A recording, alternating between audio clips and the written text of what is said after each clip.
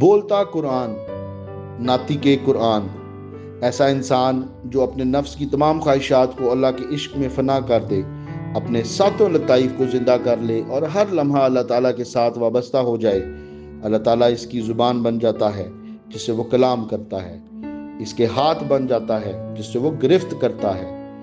ایسے ہی انسان کو ناطق قرآن کہا جاتا ہے۔ سب سے پہلا ناطق قرآن خود نبی اکرم صلی اللہ علیہ وآلہ وسلم تھے۔ آپ صلی اللہ علیہ وآلہ وسلم کے بعد حضرت علی کرم اللہ وجہ کو یہ مقام عطا ہوا۔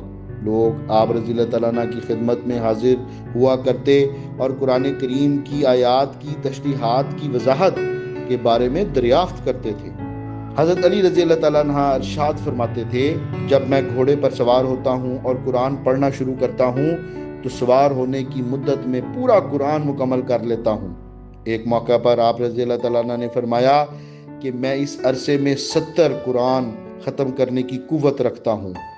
قرآن کا نور حضرت علی رضی اللہ تعالیٰ عنہ کے وجود میں ایسا سانچہ بن چکا تھا جیسے کوئی پانی پیے اور پانی کے 70,000 قطرے اس کے وجود میں رچ بس جائیں۔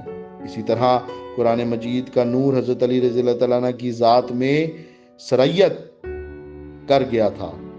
قیامت تک کے لیے اصول یہی ہے کہ جو انسان اپنی خواہشات نفس کو مٹا کر خود کو مکمل طور پر اللہ تعالیٰ کے حوالے کر دے اور اس کے ساتھ جوڑ لے، اللہ تعالیٰ اس کی زبان کو قرآن کی بولی عطا فرما دیتا ہے۔ ایسا انسان ہر دور میں ناطق قرآن کہلانے کا حقدار ہوتا ہے۔